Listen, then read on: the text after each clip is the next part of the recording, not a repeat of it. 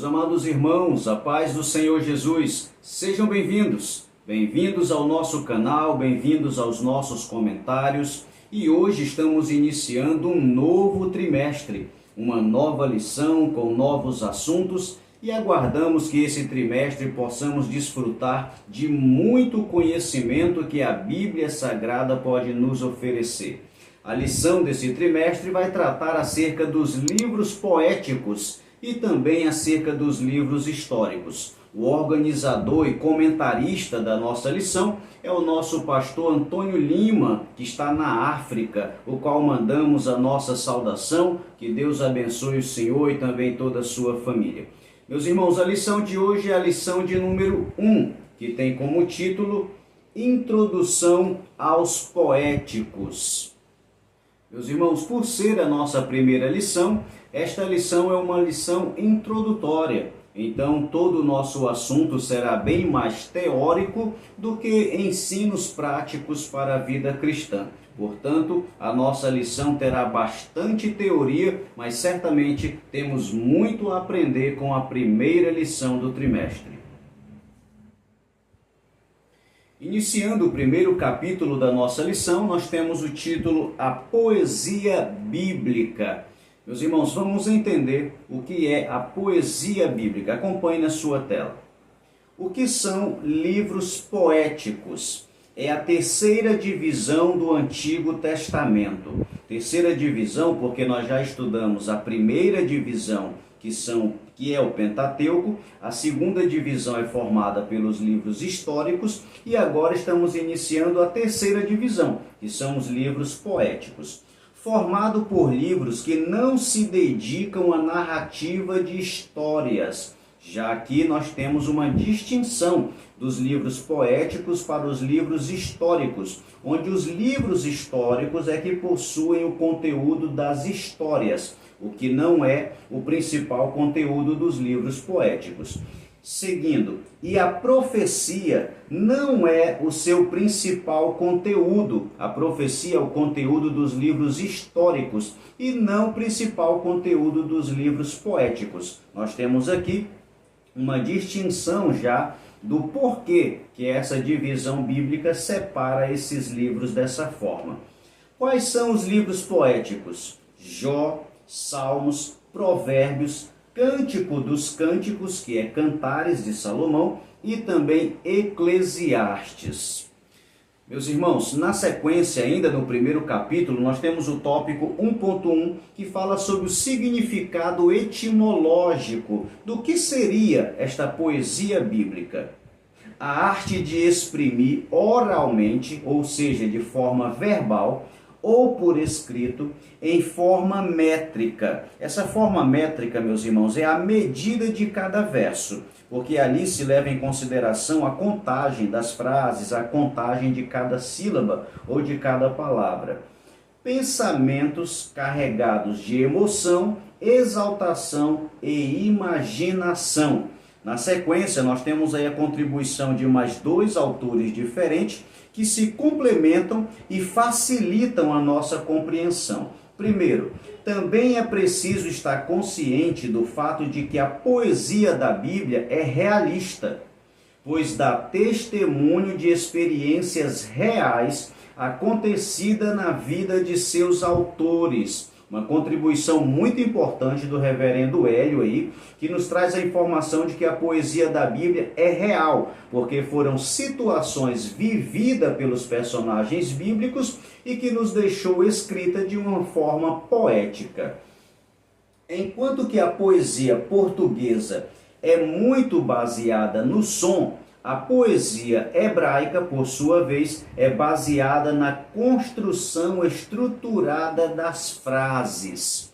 Meus irmãos, uma distinção muito grande da poesia bíblica é que os autores levaram em grande consideração, em grande importância, a instrução que será tirada das suas palavras. Logo, o que está em evidência na poesia da Bíblia é aquilo que eles querem passar para as pessoas, a informação, a instrução, aquilo que cada frase vem a dizer. Ou seja, O que está em grande relevância na poesia bíblica é o pensamento do autor. O hebraico valoriza-se bastante as palavras e a intenção, a construção da ideia que quer passar para os seus ouvintes ou para os seus leitores. Meus irmãos, ainda no capítulo 1 nós temos o tópico 2, que fala sobre o limite da poesia bíblica. Meus irmãos, é preciso entender que a poesia na Bíblia Sagrada não está limitada apenas aos livros poéticos. Embora nós dividimos o texto bíblico entre Pentateuco, livros históricos, proféticos e também os poéticos, porém a poesia da Bíblia não está restrita apenas a estes 5 livros. Diversos autores, tanto no Antigo Testamento como no Novo Testamento, por diversas vezes se expressaram de forma poética a respeito das suas experiências registradas na Bíblia Sagrada. Acompanhe aí na sua tela outras informações importantes. Poesia bíblica, o limite da poesia. Olha só o texto aí ao lado do gráfico. A poesia bíblica não está limitada aos 5 livros poéticos. Se estivessem limitada apenas aos 5 livros, corresponderia a 7,% de toda a Bíblia. Porém, seus cânticos, poemas e ações de graças somam 25% do texto sagrado. Olhando agora aí para o gráfico, a gente vê no gráfico aquilo que nós acabamos de ler. De 100% da Bíblia, 25% da Bíblia Sagrada correspondem a cânticos, poemas, louvores e ações de graça. A soma deste conteúdo é a poesia bíblica, como nós a chamamos. Nós temos aí embaixo 2 grandes exemplos, um no Antigo Testamento, como o Cântico de Moisés, Êxodo capítulo 15, e no Novo Testamento temos o Cântico de Maria, Lucas capítulo 1. Temos vários outros louvores e cânticos dentro da Bíblia Sagrada, mas esses 2 certamente é um dentre aqueles mais conhecidos. Meus irmãos, embora não haja no Novo Testamento uma divisão para livros poéticos, porém, o Evangelho de Lucas é considerado um evangelho poético no Novo Testamento.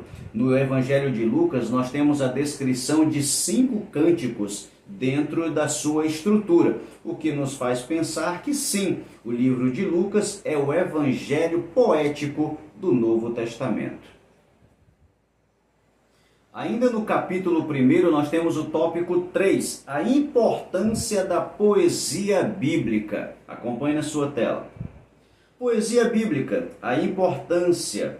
Os livros poéticos são inspirados por Deus. Logo, a poesia é parte inseparável da Bíblia Sagrada. A poesia na Bíblia tem a finalidade de instruir para a vida e instruir para a adoração. Meus irmãos, os livros poéticos não são inferiores a nenhum outro livro da Bíblia Sagrada. Todos são inspirados por Deus e por isso possuem o mesmo nível de importância. Os livros poéticos têm a intenção de nos ensinar ou instruir. Instruir para viver, ensinar a adoração. A importância da instrução nos 5 livros poéticos. Nós temos aí de cada um deles. O livro de Jó nos ensina como vencer o sofrimento. O livro de Salmos nos ensina o valor da gratidão e adoração. Provérbios nos ensina que a sabedoria divina deve ser aplicada na vida terrena. Eclesiastes fala sobre a satisfação da vida é temer a Deus. E Cânticos nos ensina que o amor e a intimidade da comunhão com Cristo, nos ensina sobre o amor e a intimidade da comunhão com Cristo. Meus irmãos, embora tudo isso que eu acabei de falar seja importante, o autor da nossa lição, o pastor Antônio, nos traz ainda um comentário muito interessante que devemos ter zelo com os louvores que são cantados dentro da nossa congregação. Uma vez que as poesias da Bíblia Sagrada, embora sejam poesias, nenhuma delas contradiz os demais textos bíblicos. Ou seja, as poesias na Bíblia não são heresias quando comparadas e submetidas às doutrinas fundamentais do Novo Testamento ou do Antigo Testamento. O que isso significa para nós? É que os nossos louvores também não podem fugir às doutrinas da Palavra de Deus. Porque, na verdade, muitos dos nossos louvores, pelo simples fato de ser cantado por um cantor que se diz evangélico, logo nós consideramos que aquilo é um hino. Porém, precisamos ter cuidado. Nem todo louvor, com qualquer letra, pode ser considerado um louvor que realmente adore a Deus. E quando submetido ao crivo da palavra de Deus, muitos louvores deixam muito a desejar. Por isso, zelemos na nossa adoração através de louvores sacros, sadios, que louvem a Deus e que nos permita aproximar do nosso Senhor. Continuando, meus irmãos, entramos agora para o capítulo 2, que fala sobre o paralelismo hebraico. O paralelismo, meus irmãos, é o principal elemento da poesia hebraica. O paralelismo deve ser entendido como o ritmo do pensamento, que é o que dá o ritmo para a poesia hebraica, diferente daqui do Brasil, cujo ritmo da poesia é a rima, onde as palavras parecidas dão um ritmo para a poesia. Na poesia hebraica não, é o pensamento que lhe dá o ritmo. Vamos ver na tela algum exemplo. Paralelismo hebraico. Primeiro, irmão, paralelismo está falando de coisas paralelas. Que coisas? Frases. Olha o texto aí. Quando duas frases se correspondem através da linguagem ou pensamento. Ou seja, são duas frases que conversam entre si. A primeira oração com a segunda oração. A primeira frase com a segunda frase conversam entre si. Nós temos aí dois exemplos que podem facilitar o nosso entendimento. Nós temos aí primeiro a rima, que é a forma brasileira, né, ou portuguesa, como diz a nossa lição. A rima, nós trouxemos aí como exemplo o hino O Escudo do Voz da Verdade, que é um hino muito conhecido nas nossas congregações. A primeira estrofe diz assim: por toda a minha vida, vai combinar com a terceira linha, pois meu fôlego é a tua vida. As duas frases terminam com a palavra vida, demonstrando o quê? A rima. A segunda frase, ó Senhor te louvarei. A quarta frase, e nunca me cansarei. Causou o quê? Uma rima. As duas últimas palavras têm som semelhante, por isso nós chamamos de rima. Já do outro lado, nós temos o ritmo de pensamento, que é o paralelismo, cujas palavras não possuem, irmãos, essa mesma rima, ou seja, as palavras não precisam ser iguais, com um som parecido para poder ter ritmo, porque o ritmo da poesia hebraica é o pensamento e não o som das palavras. O exemplo que nós temos aí é o Salmo de número 24 e verso 1. Ao Senhor pertence a terra e tudo que nela se contém. Perceba agora que o resto da frase vai concordar com a primeira. O mundo e os que nele habitam. Entre outras palavras, meus irmãos, a primeira oração e a segunda oração estão conversando entre si. Isso é apenas um exemplo de paralelismo, de ritmo de pensamento. Um outro exemplo, tu me pede água e eu te dou leite. Olha só, perceba que existe um ritmo do pensamento não por causa do som das palavras, mas porque um está indo e o outro está voltando. Olha só, eu vou, tu voltas. As palavras não são iguais, não tem som parecido, mas qual é o ritmo? O ritmo de ir e o ritmo de voltar. Deus é grande, o homem é pequeno. Perceba que há um ritmo de pensamento, de grandeza, e um outro que está sendo diminuído. Então, existe um ritmo ali por causa do som das palavras? Não, por causa do pensamento. Continuemos na nossa lição. Nós temos, meus irmãos, alguns tipos de paralelismo que elas são divididos em três categorias. As categorias são o paralelismo sinônimo, quando a segunda linha reproduz o pensamento da primeira linha. Olha o texto aí. Que é o homem para que tanto o estimes e ponhas nele o teu cuidado. Perceba que a palavra estimes e cuidado, elas estão reproduzindo um pensamento, ou seja, está falando praticamente a mesma coisa, ou seja, são sinônimos. O paralelismo antitético é quando a segunda linha é oposta à primeira linha, é uma outra forma de ritmo do pensamento. Olha o verso aí. Pois o Senhor conhece o caminho dos justos. A segunda parte é oposta. Mas o caminho dos ímpios perecerá. Perceba que há um ritmo do pensamento. O ritmo é oposto. Na próxima, paralelismo sintético. Quando a segunda linha completa ou fortalece a primeira linha. O verso: compadecei-vos de mim, amigos meus, compadecei-vos de mim, porque a mão de Deus me atingiu. Perceba, meus irmãos, que existe um ritmo aí de palavras, um ritmo de pensamento e não necessariamente uma rima. Ou seja, a primeira frase é complementada pela segunda. Meus irmãos, ainda falando de paralelismo, olha só o que diz a nossa lição. O paralelismo tem uma importância singular para as Sagradas Escrituras, pois as traduções bíblicas permanecem com a ideia central encontrada nos textos originais, não sofrendo alterações. Meus irmãos, qual é a contribuição do paralelismo para as traduções da Bíblia Sagrada? Lembre que o paralelismo ele está exaltando o pensamento, a ideia que o texto está querendo revelar, a ideia principal do texto. Quando nós consideramos a ideia principal do texto, facilita na tradução de alguns textos que para nós brasileiros seria muito estranho. Por exemplo, tem um salmo que diz assim: o Senhor exaltará o meu chifre. Meu irmão, para nós brasileiros esta expressão é um tanto estranha. Logo, chifre aqui na frase está no sentido de força, de poder. Essa é a ideia principal, ou seja, é o ritmo do pensamento. Então, facilmente eu posso traduzir essa palavra por força e por poder. Então, a referência ficaria: o Senhor exaltará o meu poder, o Senhor exaltará a minha força. Esta é uma importante contribuição do paralelismo nas traduções da Bíblia Sagrada.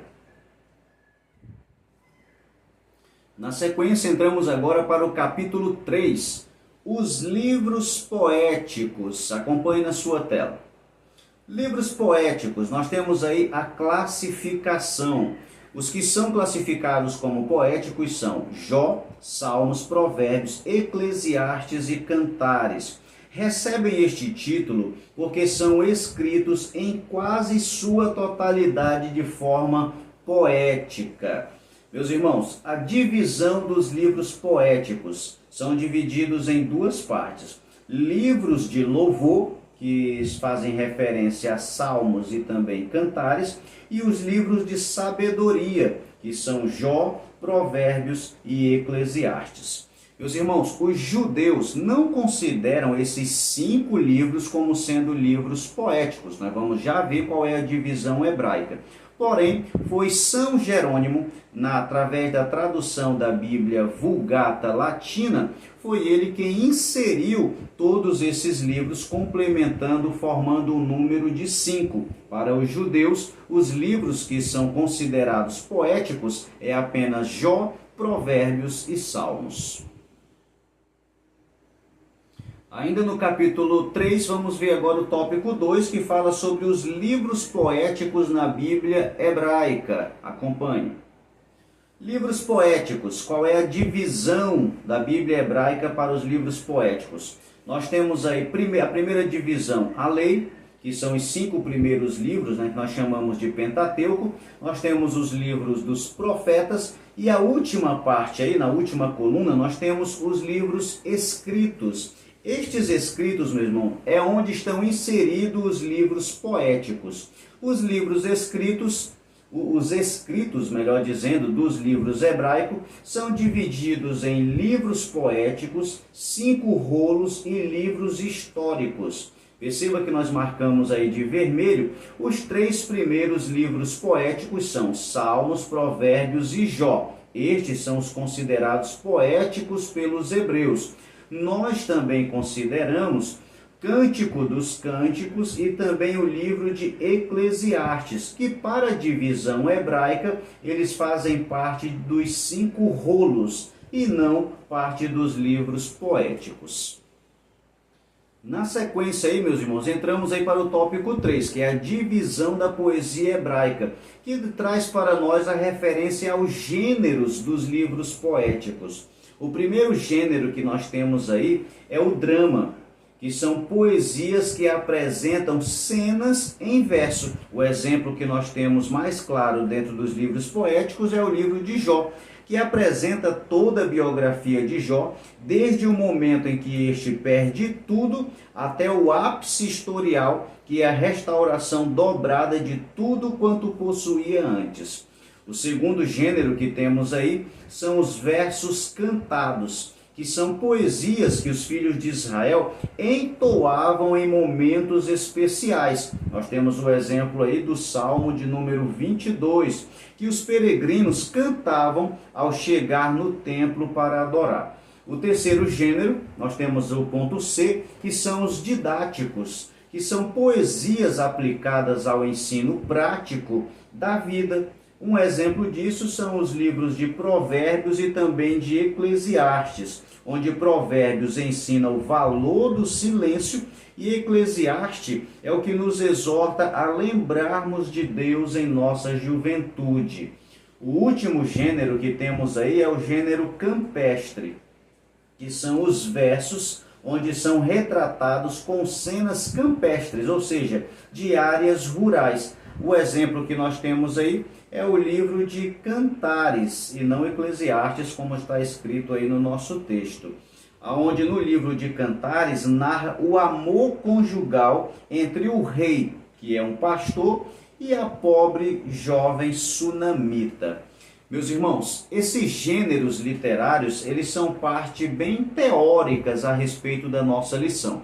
A partir desse momento, nós vamos ver agora apenas teoria, que são importantes para o nosso conhecimento, mas não são daqueles tipos de ensino de prática de vida cristã. Porém, são conhecimentos que a Escola Bíblica Dominical nos oferece para crescermos mais na forma de nós interpretarmos e conhecermos a Bíblia Sagrada. Continuando, meus irmãos, entramos para o último capítulo da nossa lição, capítulo 4, que fala sobre as figuras de linguagem nos livros poéticos. É um assunto bem interessante que abrange toda a Bíblia Sagrada e não apenas os livros poéticos. E esse último tópico fala sobre as figuras de linguagem, que são muito interessantes. Acompanhe na sua tela. Nós temos aí, entre as figuras de linguagem, a primeira é o antropomorfismo, que é conferir a Deus características físicas e humanas. Olha a referência aí. Eis que a mão do Senhor não está encolhida, nem seus ouvidos tapados. Meus irmãos, estamos dando a Deus características humanas. Esta é uma figura de linguagem. Por quê? Porque Deus é espírito. Se Deus é espírito, ele não tem ouvidos para ouvir, ele não tem mão para estender, porque a sua natureza é espiritual. Mas para que o homem possa compreender Deus se revelando a nós, cria-se uma figura de linguagem chamada antropomorfismo, que nos faz entender Deus com características humanas, o que facilita o entendimento. A segunda, nós temos aí, é a metáfora, uma comparação por representação. O Senhor é minha rocha. Certamente que Deus não é uma pedra, porém, qual é a intenção do autor aqui? O Senhor é a minha força, o Senhor é a minha firmeza, o Senhor é a minha proteção, ou seja, uma comparação por representação. A próxima figura de linguagem que temos aí é a antropopatia, que é atribuir a Deus sentimentos humanos. Olha só a referência. Então o Senhor ficou triste por haver feito o ser humano na terra, e isso lhe pesou no coração. Meus irmãos, Deus não tem esse defeito de ficar triste, de carregar pesar no seu coração. Deus vai ficar angustiado, Deus ficou lamentando. Isso, irmãos, são textos bíblicos que tentam atribuir a Deus sentimentos humanos para que nós possamos compreender o que o texto está querendo nos dizer com relação ao pensamento de Deus referente ao ser humano. Não quer dizer que Deus fica triste, não quer dizer que Deus sente pesar, ou sente angústia, ou sente tristeza. Não, são palavras que tentam expressar de uma forma que possa nos fazer compreender a forma como Deus lida conosco. A outra figura de linguagem aí é a símile, uma comparação por semelhança. Assim como a corça suspira pela corrente das águas, assim suspira minha alma por ti, ó Deus. Perceba aí a comparação que o salmista está fazendo, é por semelhança. Assim como a corça, assim a minha alma por ti. Assim como a corça deseja por água, assim a minha alma deseja por Deus. É uma comparação por semelhança. Nós temos aí agora também a hipérbole, que é quando existe exagero linguístico. Olha a referência. Choro dia e noite, e as lágrimas são meu alimento. Perceba que aí há um exagero nas palavras. Chorar dia e noite, ninguém chora todo dia e toda noite direto. E ninguém se alimenta de lágrimas. Logo, é um exagero na forma de falar. É uma figura de linguagem que chamamos de hipérbole. Nós temos aí também a personificação, que seria a prosopopeia, que é atribuir vida a seres inanimados. Olha a referência aí. Batam palmas os rios, e juntos cantem de alegria os montes. Meus irmãos, rios não batem palma, e nem os montes sentem alegria. Logo está se atribuindo aí vida a seres inanimados. Queridos, dentro de todo o texto da Bíblia Sagrada, apresenta em várias páginas da Bíblia várias dessas figuras de linguagem. Uma muito conhecida, por exemplo, é quando a Bíblia diz que Deus vomita a igreja de Laodiceia, como se Deus estivesse ficado doente, porque o vômito é um sintoma de doença, de alguma coisa que está fazendo passar mal. Então são figuras de linguagem que tentam facilitar a nossa compreensão a respeito de Deus. Meus irmãos, chegamos ao final da nossa lição. Os livros poéticos certamente têm muito a nos ensinar para poder nos aproximar de Deus de uma forma mais íntima, de uma forma mais louvável, mais poética talvez. Meus irmãos, continuemos firmes, aprendendo acerca da palavra de Deus para nos aproximarmos de Deus. Certamente que nenhum de nós vamos perder nada lendo a palavra e estudando a Bíblia Sagrada. Deus abençoe a sua EBD, Deus abençoe a sua classe e até a próxima aula, em nome de Jesus. Meu irmão, muito obrigado a você que permaneceu conosco até o final deste vídeo. Deixe o seu like aqui no nosso canal, faça também um comentário e se você ainda não é um inscrito, inscreva-se no nosso canal e faça parte da nossa história. Acione também o sininho, dessa forma o YouTube irá lhe comunicar assim que postarmos um novo vídeo. Você pode ser também um colaborador do nosso canal. Através do nosso Pix, você pode ajudar na manutenção e na qualidade dos nossos vídeos. Seja um colaborador voluntário e Deus o abençoe.